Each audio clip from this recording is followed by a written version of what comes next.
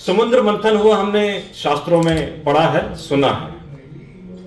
समुद्र मंथन हुआ जिसमें पहले विष निकला और बाद में अमृत निकला, और इसके बीच में भी बहुत सारे रत्न निकले जो शायद हमको ना पता हो। तो मैं आज उस पर बात करता हूं और अध्यात्म से कनेक्ट करता हूं, आपकी जिंदगी से कनेक्ट करने की कोशिश करता हूं।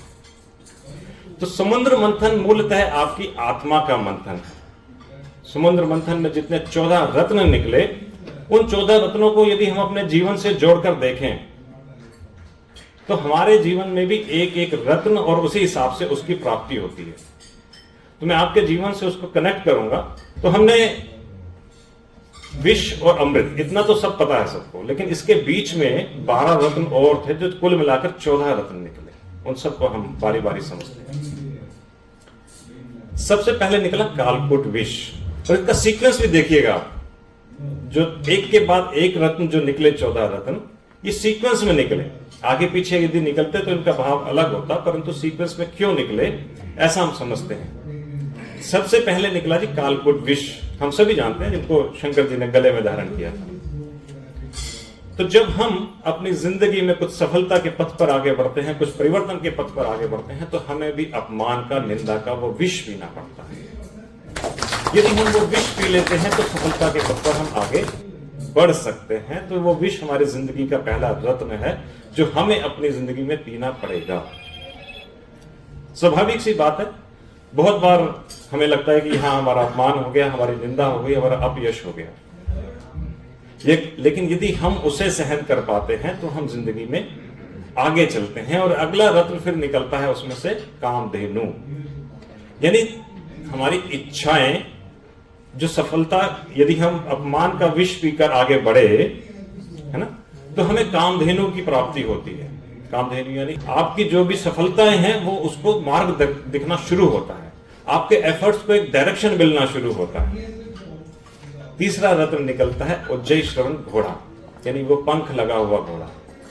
यदि आप अपमान का विष पीकर, कामधेनु यानी आपको सफलताओं की, इच्छाओं की प्राप्ति भी हो रही है, आप एक्शन भी कर रहे हैं, आप प्रयास भी कर रहे हैं, आपके प्रयासों को बल मिल रहा है, तो आपकी इच्छाओं को एक डायरेक्शन मिलती है, एक संकल्पों को गति मिलती है। वो है उज्जयी श्रवण घोड़ा, जो पंख लगा हुआ घोड़ा।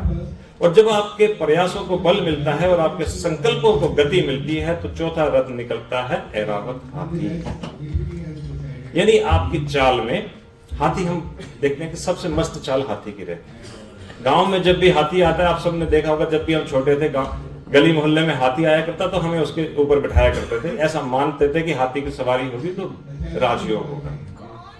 तो हाथी गांव में आता है तो उससे सबसे ज्यादा परेशान कौन रहता है? यदि हाथी गली में आता है तो आप सबने तो अपनी उम्र में देखा ही होगा, कुत्ते। बहुत सही कहा आपने। हाथी जब भी अपनी मस्त चाल से चलता है तो सबसे परेशान होते हैं कुत्ते, जो उसके पीछे भोगते हैं लेकिन आगे नहीं भोगते। यानी सफलता के पथ पर जब आप अपने प्रयासों को बल देकर, अपने संकल्पों को गति देकर आगे बढ़ते हैं, तो हाथी के आकार से टक्कर ना लेने वाले वो कुंठित कुत्ते उसके पीछे भोगते हैं, उसके आगे नहीं भोगते। यानी कि आप जितने बहुत लोग करेंगे, आपको मार्ग से पीछे हटाने की कोशिश बहुत लोग करेंगे, लेकिन आप अपने स्वभाव में ही आगे बढ़ जाएंगे, तब आपको ऐरावत हाथी जैसी सफलता प्राप्त होगी। और कुत्तों का ये भी हम सभी जानते हैं कि कोई भी कुत्ता अब तक हाथी को गांव से बाहर नहीं निकाल पाया। वो गांव की सीमा तक भोगते भोगते रह जाते हैं और वापस आ जाते हैं, और हाथी मान लेने के लिए अगले गांव में चला जाता है। तो जब हमें संकल्पों को गति मिल गई, हमारे प्रयासों को बल मिल गया और हमें ऐरावत जैसी सफलता भी मिल गई, लोगों ने हमें एक्सेप्ट करना शुरू कर दिया, तो अगली 5वीं चीज निकलती है समुद्र मंथन में, कौस्तुभ मणि, जिसे श्री हरि ने अपने मुकुट में धारण कर लिया। यानी कि आपको वो सफलता का ताज सिर पर रखा जाएगा। जब आपने इन सब चीजों को पार कर लिया तो 5वीं चीज निकली कौस्तुभ मणि, यानी सफलता का ताज आपके सिर पर रखा गया। और जब सफलता आपके पास आ गई तो छठी चीज निकलती है, छठा रत्न निकलता है कल्प वृक्ष। जो मांगो कल्प वृक्ष उसे पूरा करता है। यानी आपकी इच्छाएं, ये पूरा ब्रह्मांड आपको मदद करने की कोशिश करता है। कल्प वृक्ष यानी पूरा ब्रह्मांड आपको मदद करने की कोशिश करता है। लेकिन अब इसके बाद चैलेंज शुरू होते हैं। 7वां रत्न निकलता है रंभा, ब्रह्म यानी हमारी वासनाएं, हमारी इच्छाएं। जब हमें कल्प वृक्ष मिल गया, हमें सफलता का ताज भी मिल गया, कौस्तुभ मणि भी मिल गई, तब हमें ये इच्छाएं, ये वासनाएं अपनी तरफ आकर्षित करती हैं।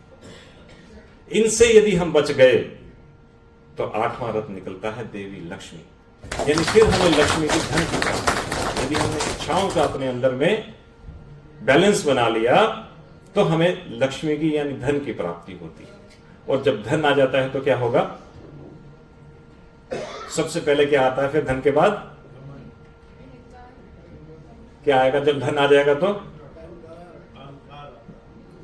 अहंकार। नौवां रत्न निकलता है वारुणी यानी शराब।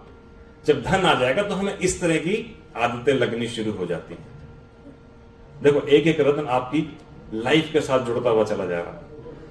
तो ये मात्र हम कहानियों के माध्यम से भी सुने, लेकिन उनसे हम कुछ अपने जीवन में शिक्षा लें, ऐसा मैं बताने की प्रयत्न कर रहा हूं। तो नौवां रत्न निकलता है वारुणी यानी शराब। जब धन की प्राप्ति हो गई तो इस तरह के हमें आदतें लगनी शुरू हो जाती है।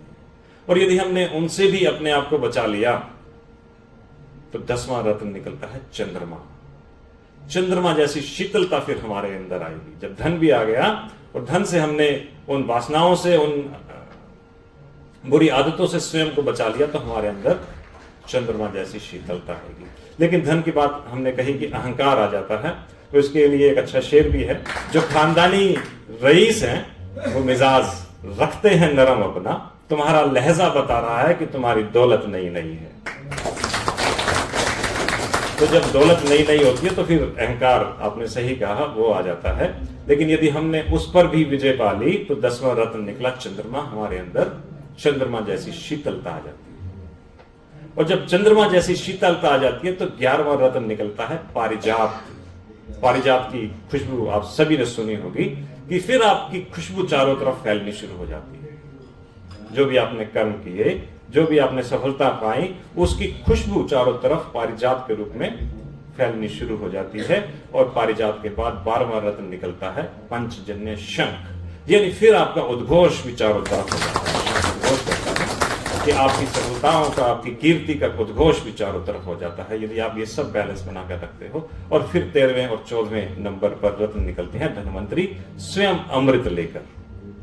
तो इन सभी चैलेंजेस को, बाधाओं को पार करते हुए यदि हम 13वें और 14वें रत्न तक पहुंचते हैं, यानी धनवंतरी स्वयं अमृत लेकर निकल रहे हैं, तब ये होता है कि आपके संपर्क में जो भी व्यक्ति आए, जैसी भी परिस्थिति आपके समक्ष आए, आप उसको आसानी से संभाल सकते हो।